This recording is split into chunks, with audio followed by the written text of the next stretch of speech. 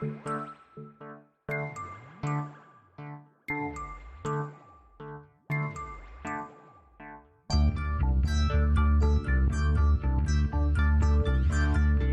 is Continuum Drag, a weekly podcast where we watch sci-fi, fantasy, and everything in between. This week, Swamp Thing, Season 1, Episodes 11 and 12. I hate being part of the human race. I hate what they do to one another, what they do to the earth and sky. I'm ashamed to be one of them. I want to be what nature meant me to be. I want to fly again. A man can fly on the wings of his spirit, but not if the spirit is weighted down with bitterness and hatred or stained with blood. Welcome to Continuum Drag, the podcast hanging out in the graveyard. I'm Luke, here with my co-host Jordan. What's real, Jordan? Was that something you and your friends did when you were young, hanging out in the graveyard? We didn't really have a graveyard close to us that we could hang out in. Yeah, I didn't really either. I think I would be too spooked out. I didn't like anything scary as a kid, so I'd have been like, I'll see you guys when we're back home in our pajamas. Yeah, definitely after dark. Whew, I'm not going to no graveyard. Yeah, no way would I go to a graveyard after dark. Daytime graveyards only, please. Yeah, if I was a character in a TV show, it would be a very boring TV show, almost like Swamp Thing. Well, before we get into this week's Swamp Thing episodes, Jordan, do you have a game or a segment or something for us? I have a little game, and it's I'm calling it How Swampy Are You?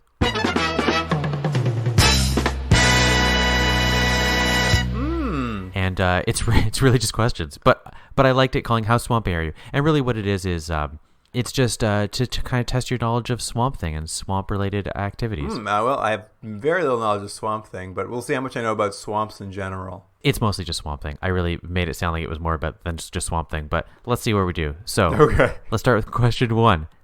When did the character Swamp Thing first appear in comics? Was it A, 1951, B, 1961, C, 1971, D, 1981? I, for some reason, want to say 1971, so I'm going to say 1971, but if it's not that, I think it's 1951. You're correct. It's 1971. Oh, great. That's fantastic. Question 2. How many TV series and movies combined have there been with Swamp Thing as the main character? I think I maybe know the answer to this, because I know there are 2 films in the 80s of Swamp Thing, and then the Swamp Thing show we are currently watching. Then there's the contemporaneous to the show cartoon Swamp Thing, and then in 2019, I want to say 2020, they did the dark Swamp Thing. So I'm going to say 5 Swamp Things. You, my friend, are correct. It is 5. Hey, Swamp Thing, so many kicks to the can and so many failed attempts. Although I will say, I haven't seen The Flash yet, so I don't know if he makes a cameo. Well, I didn't count cameos because he does a bunch of cameos and stuff. I just did Swamp Thing as a character, as the main character. Question 3. Which famous director directed the first Swamp Thing movie? I said that weird. First Swamp Thing movie in 1982. Was it A, John Carpenter, B, David Lynch, C, Wes Craven, D, David Cronenberg? For some reason, I know this trivia that it's John Carpenter, but I don't know why. I haven't seen it, but I just know he did it. And unfortunately, you're wrong. What? It was Wes Craven. It was Wes Craven. He wrote and directed the first Swamp Thing movie. I am interested. Again, I watched both of these as a kid. I say again, I think I mentioned this in the first podcast. I watched the first and second, but have very little knowledge of it. I think at one point, maybe Swamp Thing grows like a cucumber penis or something, but that's all I remember. That really stuck around in your mind for a long time. I don't even know which movie it's from. Question 4. Walter Von Hune, who directed 17 episodes of the show that we're watching, which is, by the way, the most that anyone directed of any episode, is currently, as I looked up his credit, an acting coach. And he is an acting coach to what big movie star? Is it Sylvester Stallone, Tom Cruise, Arnold Schwarzenegger, or Tim Allen? I want to say Sylvester Stallone. It is unfortunately Arnold Schwarzenegger. Wow, I wouldn't think he'd need an acting coach, but there you go. He has been an acting coach on a bunch of recent movies, like at least 3 or 4. He's been Arnold Schwarzenegger's acting coach. There you go. Question 5. What elemental title does Swamp Thing have? Is it A, Avatar of the Green, B. Protector of the water. C. Avatar of the wind. D. Guardian of the galaxy. Well, obviously, we know he loves wind, as we saw in the last episode. He's a big wind guy. But I'm going to say Avatar of the Green. You were correct. He is the Avatar of the green. He's like the avatars of the blue from the movies, but he's green. That's right. He came first. Which famous comic book writer has not written Swamp Thing? So this writer did not write. Alan Moore, Brian K. Vaughan, Scott Snyder, Garth Ennis. Which of them did not write Swamp Thing? I recognize 3 of those names, but not the third one. So I'm going to go, what was his name? Scott Snyder. Scott Snyder. Yes. Was it him? It was unfortunately Garth Ennis. He's the only one who did not write Swamp Thing. Has Kevin Smith written a Swamp Thing? No, but if it's anything like the Batman he wrote, it would be terrible. And I think you already know the answer to this because I had this written before we did the first podcast, but I didn't change it. So Mark Lindsay Chapman, who plays Dr. Arcane, played lead in what TV movie we've seen it? Is it The Omen, The Langoliers, Trapped in Space, or The Rocket Boy? Well, I obviously already know this. It's The Langoliers. We discussed this last week. Great movie, top notch, no notes. Yeah. Oh, and I'm also going to say, Mark Lindsay Chapman, do you think he went by all 3 because of Mark David Chapman? Yeah, I think he was like, I really want to be associated with them. No, I think what my thing is, I think he added the Lindsay in there to be like, don't just call me Mark Chapman, because then people will think I'm the other guy. Oh, I see. Could be, actually. Yeah. Anyways, so one of the producers of the show, this is question 8, one of the producers of the show, Michael E. Uslin, or Ulin, I don't know how he pronounces his name, U-S-L-E-N, has been the producer on pretty much every movie or TV show or anything of this one comic book character. So he's a producer on Swamp Thing. And if you look at his credits, he has about 85 credits, and about 70, 75 of them are all just with this one comic book character. Is it the character Spider-Man, Superman, Batman, or Iron Man? I want to say Spider-Man.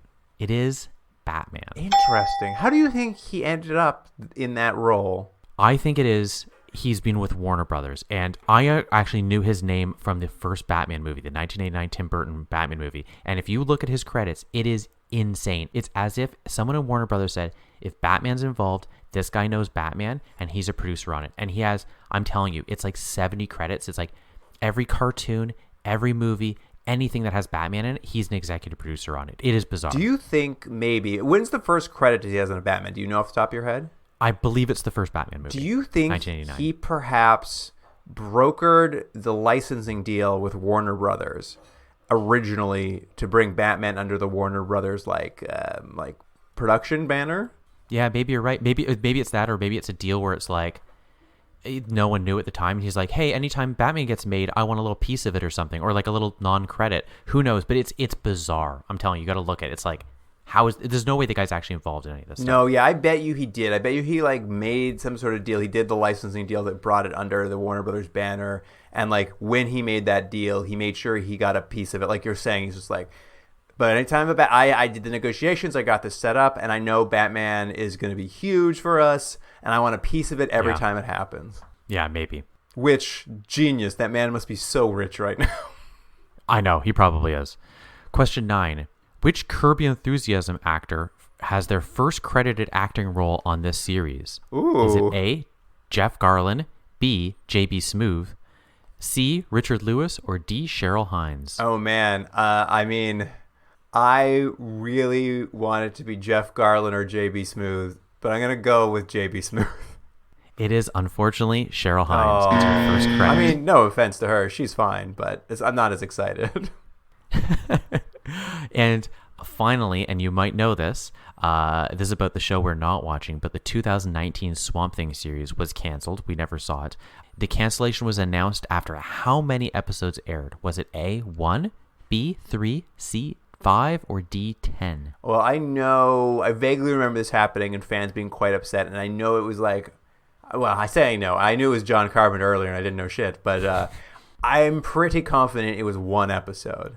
It was 1 episode, and I could be wrong, but I believe it was during the airing. They like tweeted, "Hey, this show's canceled," which is like such a even if you don't like the show, and by everything I've read, it wasn't even so much that it was like just one of those things like new executives or whatever, blah, blah, blah. They just decided like, we don't want this thing. It's like, guys, like at least be nice to a TV show. You don't need to like literally do it as it's airing its first episode. Yeah, that's some like behind the scenes like political machinations there where like someone was out and the person coming in was just like, now I'm going to knife him now that he's down. Yeah. And I have to say, I haven't seen the 2019 series. Maybe one day on this podcast we'll see it. There's no way it's worse than the show we're watching. Oh, I thought you were going to say as good as this. Yeah. Yeah. There's no way it's as good as this. No, there's a way. There's a way it's as good as this. Well, Jordan, let's get into it. Here's the IMDb summary for Season 1, Episode 11, Falco. Swamp Thing encounters Falco, who has come to kill Dr. Arcane for turning him from a bird into a man. Which is true, and it's a little bit of a shame because it sort of gives you the little turn in this episode. It lets you know ahead of time. But did this guy as a bird remind you of any other characters we've seen before? Now that you're saying it, I can some deeply buried memory, some trauma of a Birdman is sort of like bubbling to the surface, but I can't think of where I've seen a Birdman before. He looks and he's dressed very similar to the Birdman from The Rocket Boy. Oh, yeah, that's right. It's the same sort of like kind of prosthetics. And when we're eventually going to see this guy Falco, who's part bird, he has his wing hidden under a sling, and you have it come out, and it's like, it's too big. It's too big for the actor because it's like an actual wing, but it's just one arm. And you can see he doesn't really know what to do with it. And later on, there's going to be a swimming scene, which is my favorite part of this episode because I think he was told, don't get that wing wet. But he's trying to swing with that one arm sticking out. I just love how encumbered this prosthetic made this actor. Jordan, the character of Falco is not part bird. He's part man. You're absolutely right. However, this may be a discussion. Let's say you were one thing and you become another thing. Like him. He was a bird. He becomes a man. If you were now 75% of that new thing, aren't you that thing? Like he's more man than bird at this point. He may have the consciousness and the memories and the attitude of a bird, a falcon, if you will. But is he not now a man? That's an interesting question. I guess what it boils down to is he didn't want to be a man, so this was forced upon him. You think intent is more important than the biology involved. Wouldn't it be great if this became like a larger conversation? We're actually having like a real political discussion. Yeah, that would be great. Everyone would love it. We would certainly have smart, informed opinions on everything. No, what we're talking about is literally a bird that becomes a man. At any rate, the episode starts and Grandma Savannah's dead. We're at her funeral. Yeah, and I didn't even know it was her funeral. I'm sure there was a line, but I didn't realize till later in the episode. I was like, oh, wait, was that Grandma? We only saw her, like, somehow mysteriously lose her house, and now she's dead. Yeah, they don't mention it's her funeral till very late in the episode. And I'm wondering now if, because there's a thing here where they're just like, it's like Jim seeing his mom for the first time in a while, and he's like mad at his mom because she didn't cry, and she's having to explain that I cried earlier, so I'm bored of crying, so I'm not crying anymore at Grandma's funeral. But I wonder if maybe some episodes are reordered, and this is supposed to like, because Grandma was nowhere to be seen that last episode, to the point that like in episode 10, I'd made a note being like, is Grandma dead? ? I think you're probably right now that I think about it. This is probably, they just filmed a bunch of episodes, and weirdly there was some light serialization unintended with a character. They're probably like, oh, she's in for a few episodes. Oh, we'll just kill her. And then the person airing them didn't really pay attention. It just put whatever episode up. But the important thing is, poor Grandma, she's dead. We hardly knew yet. Yeah. And someone's watching from the swamp. But it's not Swamp Thing this time. It's Falco. I have to say, I think they cast pretty well. He's a kind of bird-looking man. And he's got a sling on one arm, which I've already ruined. It's a wing. Yeah, but it's hiding a wing. We'll find out later. Yeah, and he's got, what I like though is he has what I'm gonna assume is like a rifle. 22 caliber rifle. Yeah, but what I like is I'm pretty sure you can only shoot a rifle with two hands. Like it seems almost impossible the gun he has chosen. Like, and there may be some sort of comedy there if they want to play with him being a bird, but he doesn't quite understand how to be a human, which I think is too clever for this show and would have been too amusing or interesting an episode. But he has a rifle, and is it going to have any problems that he's shooting with one hand? No. The only thing that stops him is Jim going, I think there's a guy over there, and then he shoots and misses, and that's that. Yeah, I mean, he was never going to hit anything. He is one-handing a rifle into a crowd of people. It was botched before it began. The important thing is, though, is who is this guy? What's the mystery? Who's he trying to shoot? What is happening? I want to keep watching. Well, it's so funny because, yeah, he opens fire on this funeral, and the sheriff's office, like the deputy and the sheriff, are also at the funeral. I guess it makes sense once we realize it's Grandma Savannah, who's loved, I guess, by this town. And they start also firing wildly back into the swamp, so Falco has to retreat. And my favorite part is, like, after it's all over, the sheriff takes credit, and he's just like, that assassination attempt was against me. I'm sure of it. Yeah, that was weird. Yeah, he said something like, he's like, it's been a while since someone has tried to assassinate me, but no more. And I was like, what? It's like a lot of people do. I got a lot of enemies. A lot of enemy in this town of probably 75 people. Anyway, Falco flees into the swamp and ditches his rifle in a tree stump. And per usual, once all the action's over, Swamp Thing wanders out of the swamp and then touches the rifle.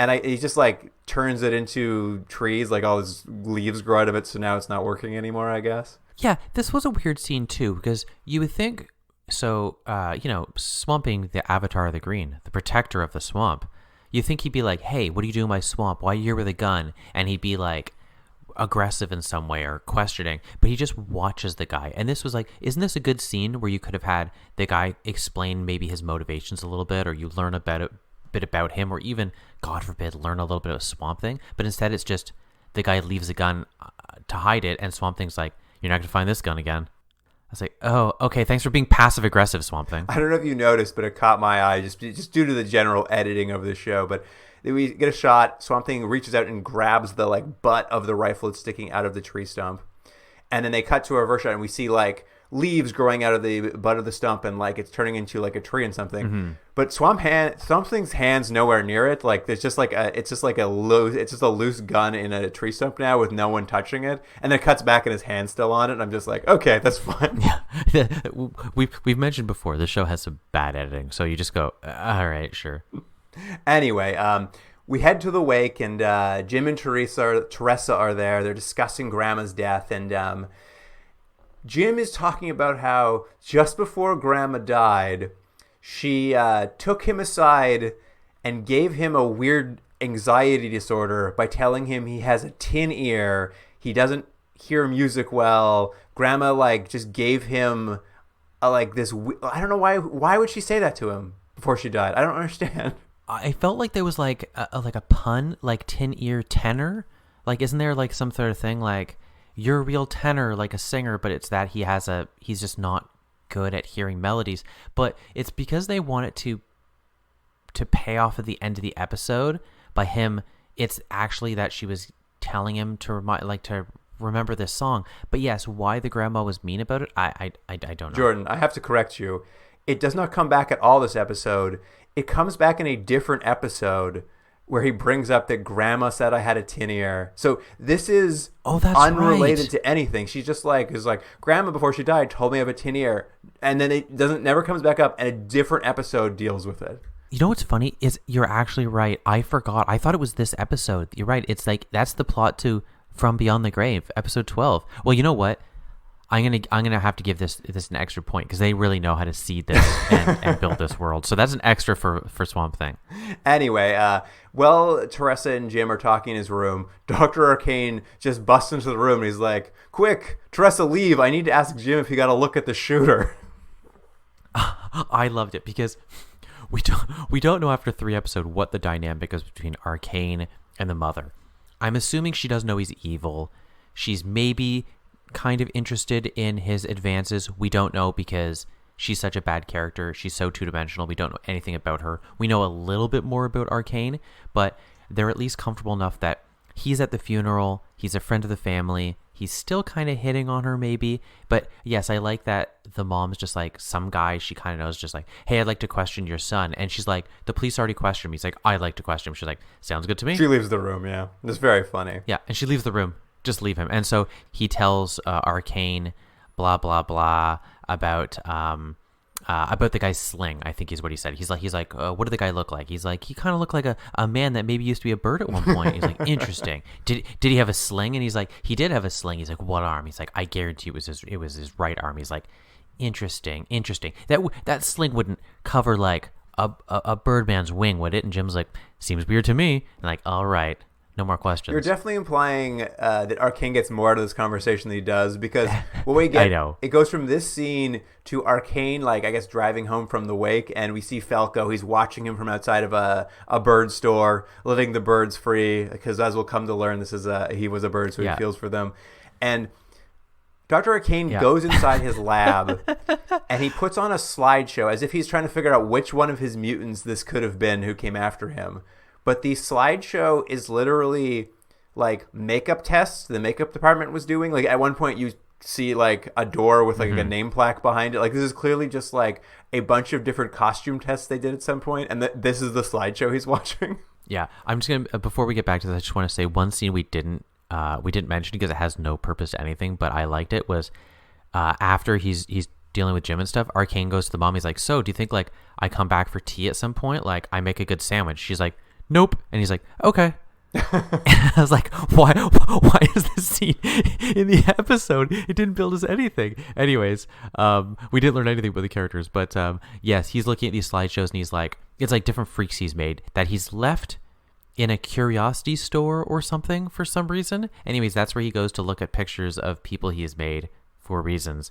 And we see that one of the guys he made was a Birdman, and you as a viewer are like, gazooks, I put it together. This guy's part bird. And Falco gets a chance to look in on him watching these slides when one of the doves he released, I guess, gives bird language to him to be like, hey, check it out, Falco's in here. And he's like, oh, good, thank you. Oh, do you think that's what the bird did? I mean, I have to assume, like, it started tweeting and he looks up, he's like, oh, thanks, bird, I just let go. I assumed it was all bird talk. You're probably right. I didn't catch it. I just thought it was like, hey, birds. Anyway, now that Falco knows where Arcane is, he goes back to the swamp to get his rifle, but he's confronted by Swamp Thing. Mm-hmm. And Falco tells Swamp Thing that he'd been planning that assassination for weeks. And I was like, you planned that fire wildly into a crowd for weeks? To be fair, he's literally bird-brained. He has a bird brain. This is the best he could come up with. But this is where he reveals that he is a bird or a man who was previously a bird. He was a peregrine falcon that Arcane kidnapped, and like, I have no idea the genetic process of turning a bird into a man, but he only got 75% of the way there, and he reveals his big bird wing, or one arm's a big bird wing, and Swamp Thing recommends to him that he maybe just get used to it.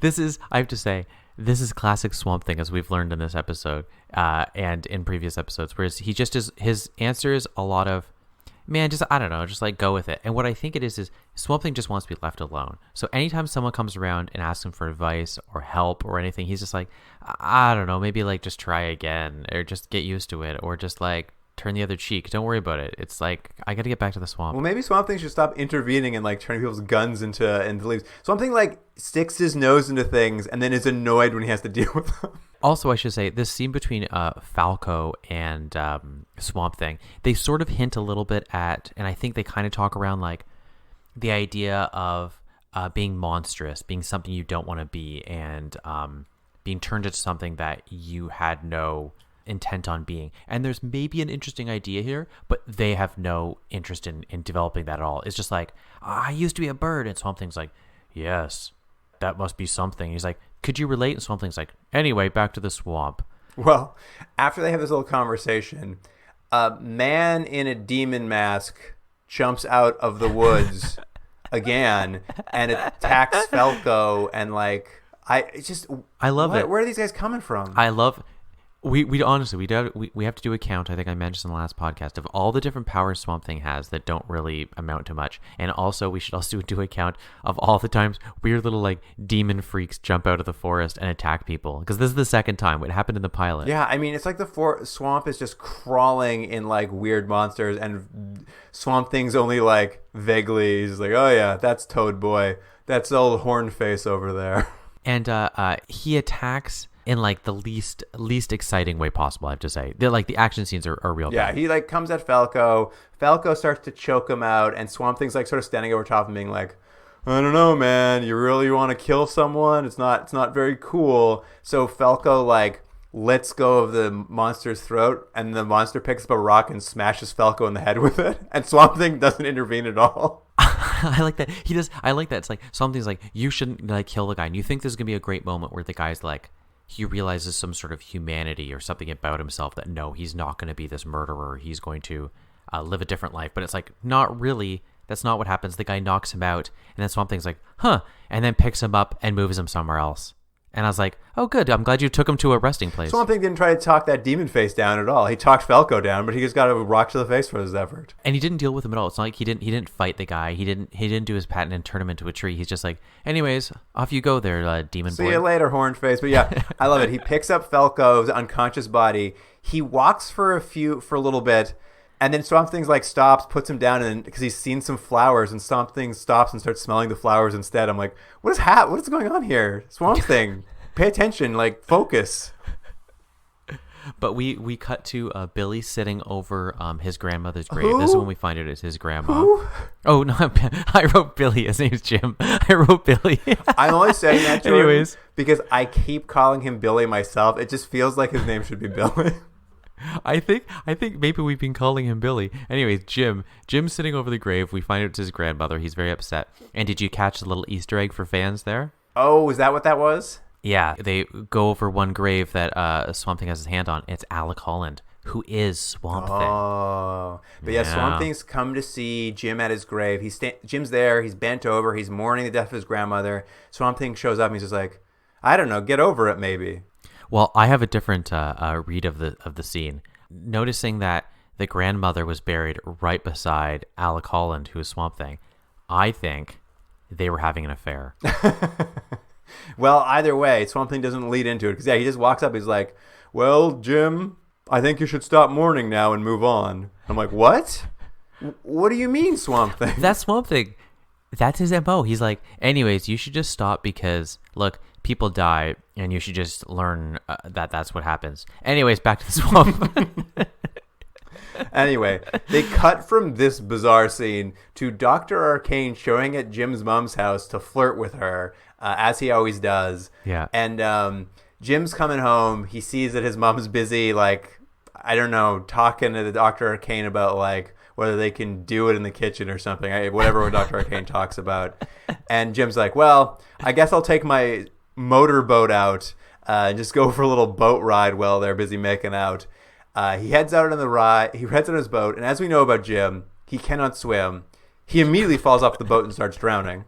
Yeah, it's funny because so what's happening is it's a real. You're missing the intricacies of how this is intercut, Luke. Because while Jim is on the boat, Falcone is coming to seemingly, I guess, try to assassinate Arcane again. He seems to be watching from the swamp, like some sort of swamp thing.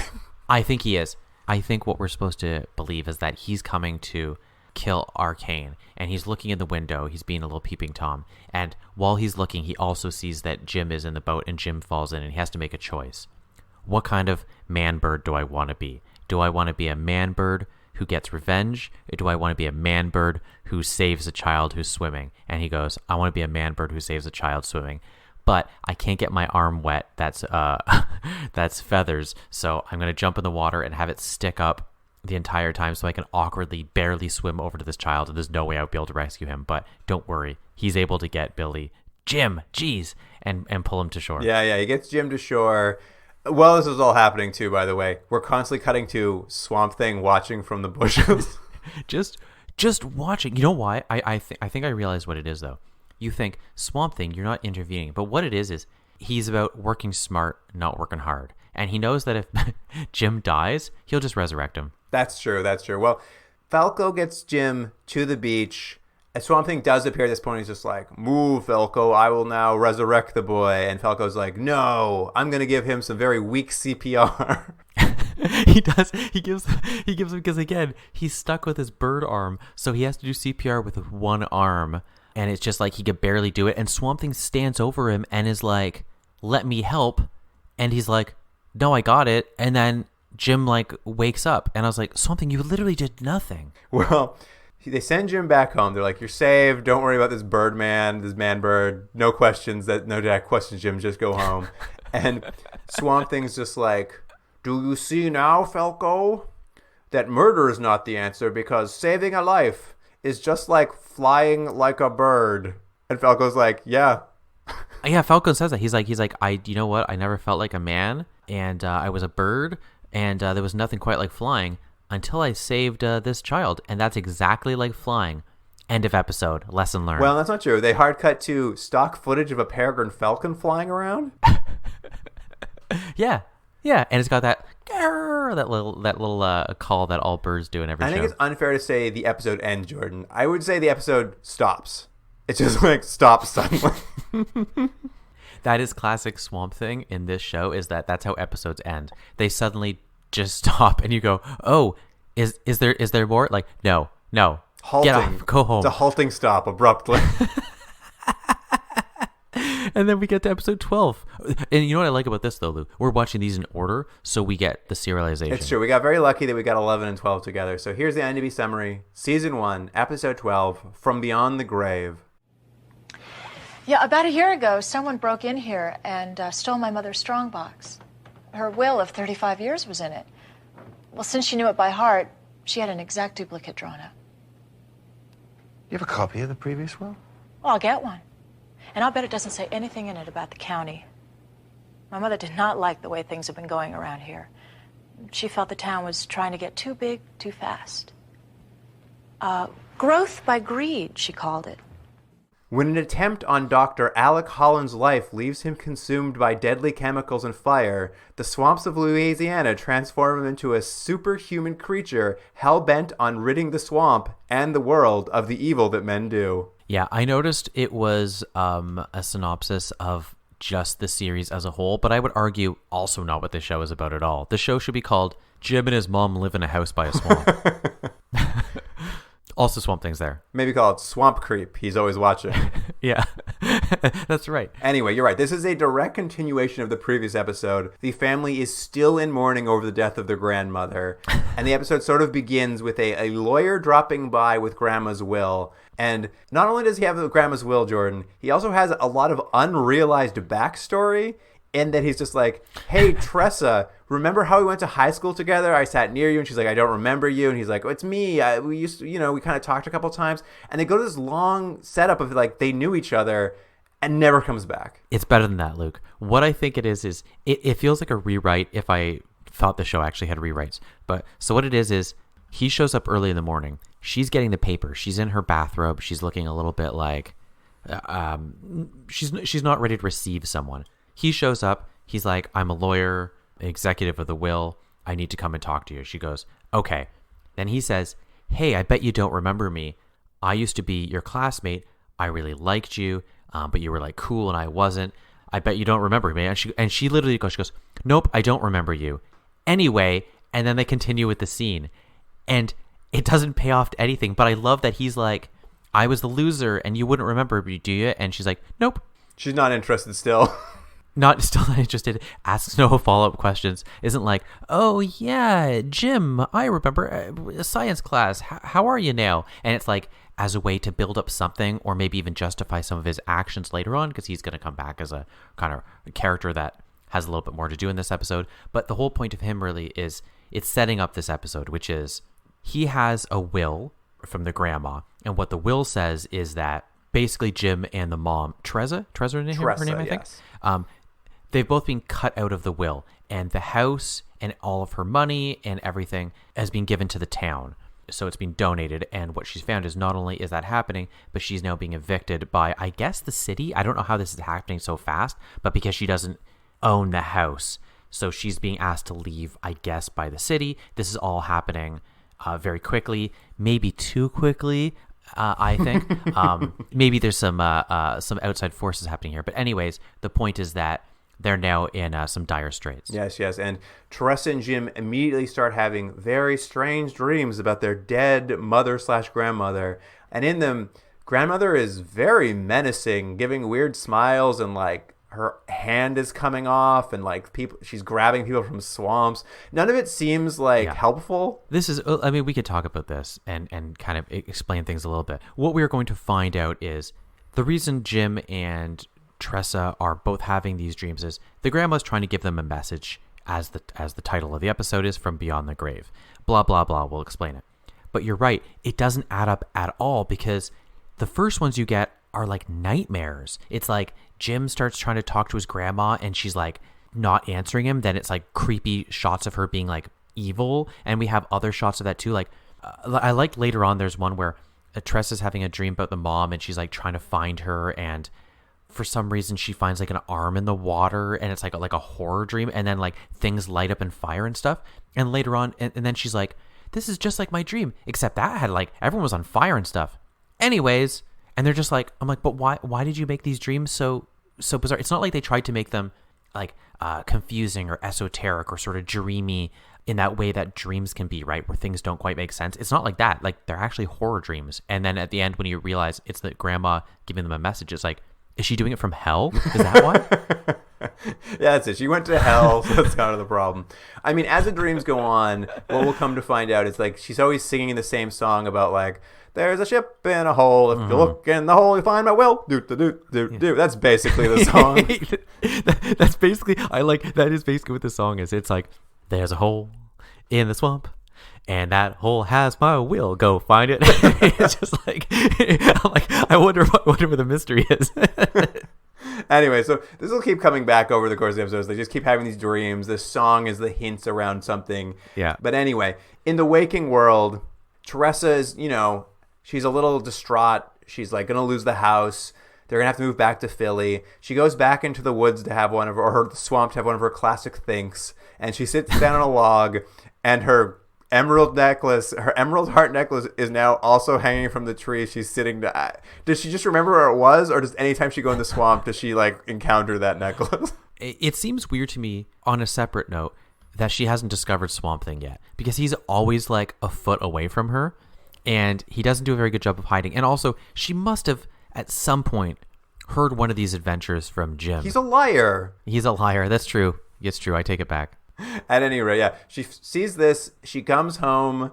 We don't see the reasons why, but for whatever reason, this trip to the forest made her call Dr. Arcane to come by. And Dr. Arcane drops in. He's just like, hey, called around, looked into that will.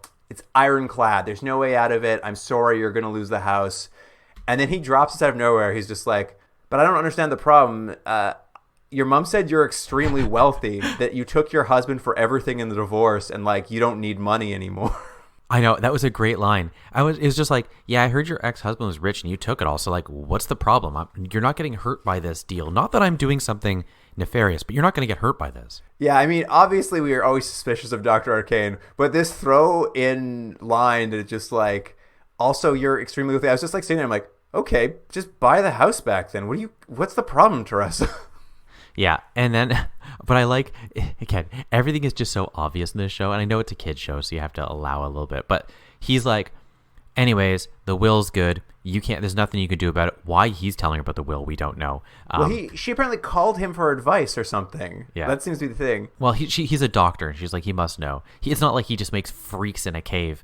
And she's like, well, that's weird, because I know that my mom has a copy of the will, and it's in a lockbox, and that will gives everything to me, and all I need to do is find it, but that lockbox was stolen at some point, but I think there's a copy. I was like, what? No, this is what she said. She's like, 1 year ago, a burglar broke into my mom's house and stole the lockbox with her will, but then I know my mom wrote it down because she remembered it, and I was just like, okay, where's this going? And she's like, she knows that can't be the real will because her mom hated the county. She'd never give her stuff to the county. And then Dr. Arcane's like, okay, why did you call me here? And she's like, I don't know. And then he storms out. But I was like, why did she call him there? Why did she call him? Because she did. And then he goes to the lawyer, this guy we've seen before from the beginning of the episode, and he's basically like, who, by the way, I assume this lawyer, up to this point, thinks everything is above board. And Arcane comes in and is like, so apparently there's another copy of this will. I'm going to need you to go kill Tressa. Because, he's like, also, I doubt she's going to date me at this point, so let's just kill her. And the guy's like, whoa, what? I don't do that. And he's like, yeah, you're going to do it. And the guy's like, no, I'm not. And he's like, oh, don't you have a family? I'm going to kill them if you don't do it. Essentially, he says. And then explain this one part to me. Is this a donut or a stuffed animal? But he takes something at the very end and just shoves it in the guy's mouth. What was happening there? I'm not sure. I think it was just a donut or something. He's like, eat this donut now. Yeah, the whole thing is weird. Like, the lawyer's like, I helped you fake a will. And it's like, no, kill her. He's like, do it. He's like, okay, I'll do it. And what he doesn't say to him, by the way, is how you should kill her is with bow and arrow. But apparently that's what he takes from it. I know. The fact that he chose his weapon as bow and arrow. And it's like, what is this? We need to talk about Kevin? Then we cut to something that we didn't see, which is, by the way, I'm still in my notes writing Billy. I can't believe I keep writing Billy. Jim comes running, and Swamp Thing's like, what are you running for? No need to ever rush in the swamp. Just be like me and stroll and sit and stare. And Jim's like, hey, this bald lawyer guy who I think the viewer knows was just chasing me.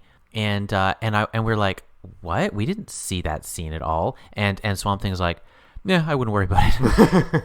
Yeah, I didn't even make a note of it because I'm like, I don't know what's happening here. Yeah, but it's just a scene to be like, oh, the guy's chasing him now, but you don't see it, and it doesn't matter at all. So he tells Swamp Thing that he keeps dreaming about his grandma, and that she's telling about this song and the ship, and Swamp Thing's like, huh.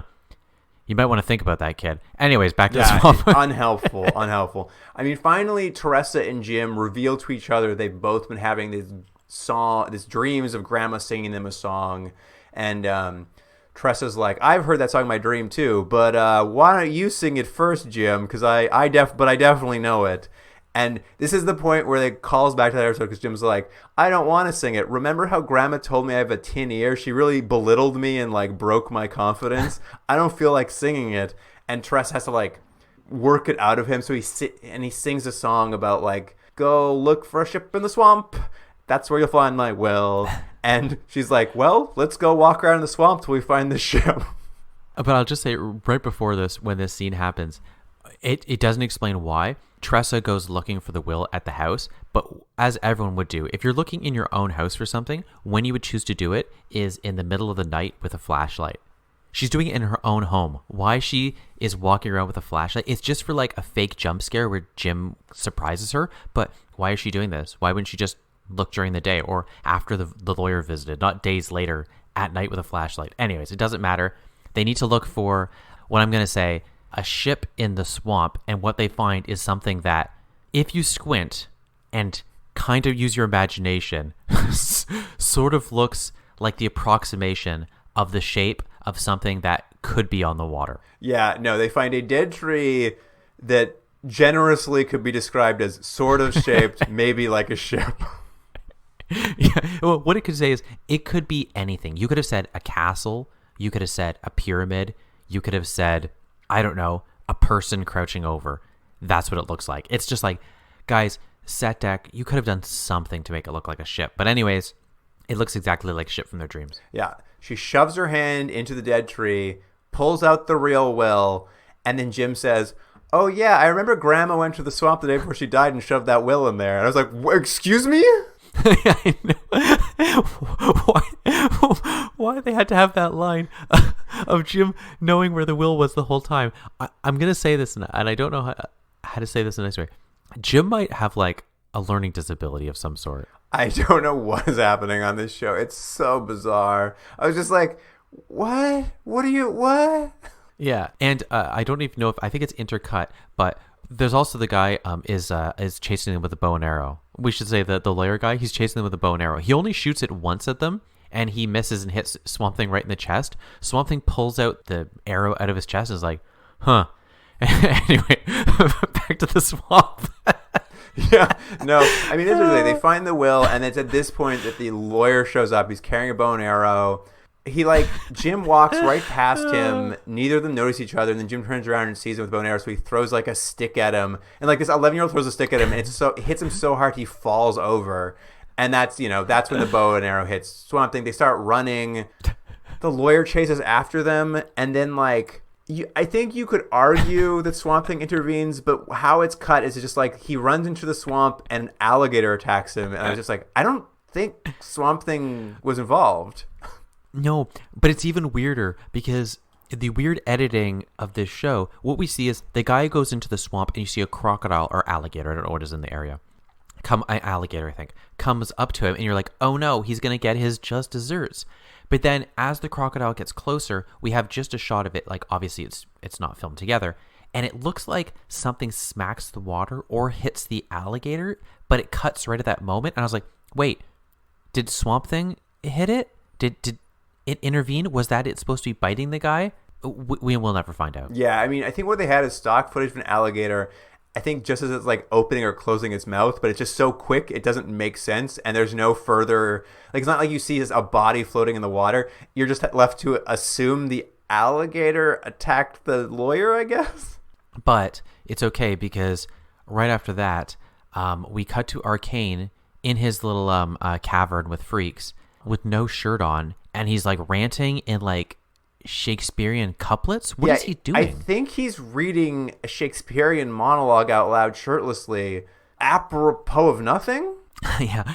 Again, the note I wrote, and I've written it multiple times through these episodes, is what is happening? So he's just like, it's like the actor was like, I want to do this like scene, and they're like, all right, sure, we have a minute to waste. So he does that. He's angry.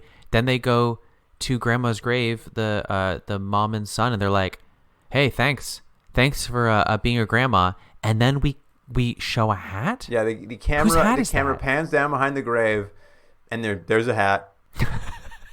I don't know whose hat it is. Is it Swamp Thing's hat? I think she might have been wearing it in one of the dreams, but like it's just, even still, I'm like, to what end? I know, you're like, oh, it was the hat the whole time. The hat was the culprit. I mean, it's all crazy. Going back to that Shakespearean monologue, it felt like it was out of a different episode, and they needed to like fill 30 seconds because it just didn't relate to anything that was happening. Yeah, this show is wild. I'll say this for it. Look, it's not good. We know it's not good, and it's fun to kind of talk about, make fun of. But it will always keep you guessing in the least exciting way possible, because the only thing I know that's consistent in this show is that Swamp Thing does not want to be bothered, and he'll just turn around and walk away anytime he's needed. Yeah. I mean, he is... It's so generous to call the show Swamp Thing. Yeah, he's ambivalent at best. He's just like, he's like a set dressing. Like, you could call, honestly, the show should be Tress and Jim and their adventures in the swamp, but even saying adventures is too much. It's just them living by the swamp, and Swamp Thing happens to be there. He's just like a neighbor. Does he do anything? No. Does he give advice? No. Does he intervene? No. He's just not there. He's just a character who walks around. I mean, it truly is. It makes sense that he's the first billed actor, but like, it's just the Dr. Arcane show. That's what it is. Yeah, and even he doesn't get much in this episode. He gets to do his Shakespearean monologue, and he gets to tell the one guy that he should go kill Tressa because she won't date him anymore. I mean, that's about it. He gets to hit on Tressa. He loves doing that. That's true. He is so horny. It's very upsetting. At least it's something. At least it's a character trait. What does Swamp Thing have? Nothing. Literally ambivalence. Yeah, that's it. All right, Jordan. Let's rate these episodes. What do you want to give Falco? I have to say, I'm going to give, as I've been, I think, generous ratings to this show. I'm getting an extra point because I like that bird arm. This episode doesn't make a lot of sense, but I do like that saving a child from drowning is just like flying as a bird. 4 out of 10. 4 out of 10. I do kind of agree in that, like, the man playing Falco, the actor's doing way more than he has any reason to do with this role. The reveal that he's just like, I'm not a man who was turned into a bird. I'm a bird who was turned into a man. That reveal was so funny. And then, yeah, the entire, like, saving him sequence at the end, also very funny. I'm going to go 3. Nice. And then From Beyond the Grave. I'm going to argue at all times this episode doesn't make sense, and it also is the most interesting of the episodes in terms of what they're trying to do with the dreams. Now, I don't think they work at all, but they're trying to do something experimental with the dreams. Again, it doesn't work. They have these dumb sepia tone. You can't see anything. But for whatever reason, this episode tickled me. I liked it more than the other ones. I like that they finally found this ship that doesn't look like a ship and Jimno the whole time, which could have just cut the episode to 30 seconds. I'm going to give it my highest rating so far, 4.5. And I just wrote best episode ? That's very funny. I found this one to be more of a slog. I don't disagree. The dreams are trying to do something like a little more experimental, but there's so many dreams. Like, it's just like, for a show that has no, like, basically feels like it has 2-page outlines, this one was just like, oof, we really have to fill time in this one. So a lot of dreams, I guess. So it was more of a drag that I felt. And like the lawyer villain with his bone, like there was no threat level. Swamp Thing once again, nothing to do. I don't know. It didn't work for me. I'm gonna go 2. So 2. I think really right now, all the ratings for the first 4 episodes that we watched, they've had one high, 1.7 I think you gave it, but they're really hitting in that 2 to 4 range, which I think is pretty fair for this show. Yeah, honestly, you said it earlier that you're probably being too generous. I do, if I really think about it, I think we were probably even at a 2 or occasionally being too generous with this show. But there's a vague, weird charm to it, but it doesn't justify the existence of this show. I would agree. There's something kind of, and I don't know if it's like watching a train wreck happen, because it's not really that campy and it's not really that fun and it's not that interesting, but there's something somewhat endearing about it. It's like watching, I don't know, someone who's hopeless trying at something, because I don't know, I can't tell if like no one cared or someone cared and was really bad at making a television show. I don't know what it is, but it is a bit of a train wreck. But it's, so far I'm weirdly entertained, more so than maybe I should be, but maybe it's just because they're so fluffy and so quick and nothing matters. It's just like, here's a half hour. Swamp Thing is just going to walk away. There you go. I think I just like talking about them more than I actually like watching them as part of it. I definitely, once we're talking about it, it's kind of fun to be like, what was that? But like watching them is maybe not quite the same experience. It reminds me of like being a child on Saturday morning, and like there's a cartoon you really like, and then there's like just a half hour of garbage, but the cartoon you like is also on after that. So you kind of just like let Swamp Thing run in between them. And like you are there, you're present, but you like it's just filling time until you get to the next thing you want to watch. And I think maybe that was the goal of the show. They're like, hey, maybe some kid won't change the channel during this as they wait for G.I. Joe or whatever was on next. Yeah, I got a Darkwing Duck on soon. That's right. That's right. Yeah. Well, that is it for this episode, I think. So let me tell you about bonus episodes for charity. You've heard it before. You'll hear it again. But we're skipping through these shows. Best ofs only give us 3 episodes of each season, so we're missing a lot of episodes. And then, as usual, we take the escape pod occasionally, jump out of a tech war, jump out of a Misfits of Science, miss a few episodes near the end of the thing being that series. But if you are like, I'd love to go back, I'd love to revisit that series, I had a fun time listening to it, I wonder what this one weird episode was about, you can get us to go back and watch that by donating to charity, giving to a good cause, and getting a bonus episode for your trouble. We can find out what happened, how the mom came back, and then the grandma raised Jim for a bit and then died. We can fill in all the backstory to make these episodes make more sense. Yeah, the only problem is they seem to be out of order, so if you can throw a dart on a dartboard to figure out which episode that happened in, it'd be a miracle. Yeah, I'm pretty sure we're going to see the grandma in a later episode. I also feel like we're going to encounter this grandma alive and well.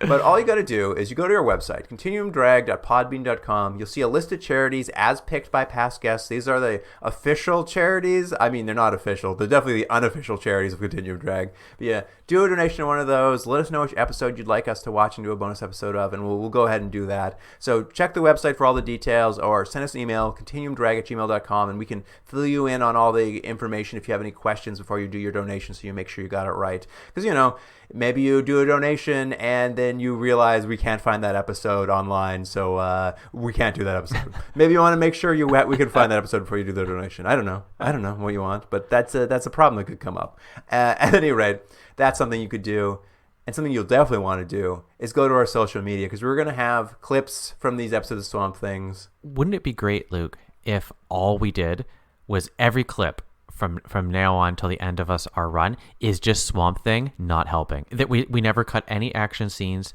There's nothing interesting. It's just someone going, hey, Swamp Thing. He goes, deal with it, and then walks away. Just day after day. That would be wonderful. Jordan, what action scene would I cut? There don't exist.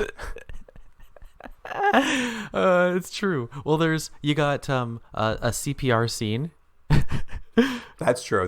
I do, honestly, Jordan, I know for a fact, 'cause I've pulled the clips from this. There is one clip that is just Swamp Thing, and he like rolls his eyes, and that's all it is. Which is more emotion than we usually get from him.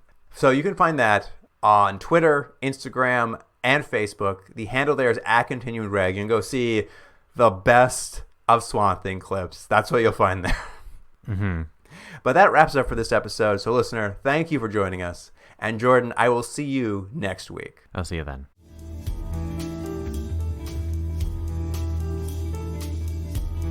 Continuum Drag is recorded in Toronto, Ontario, and Seoul, South Korea. Theme music by James Rick Seidler.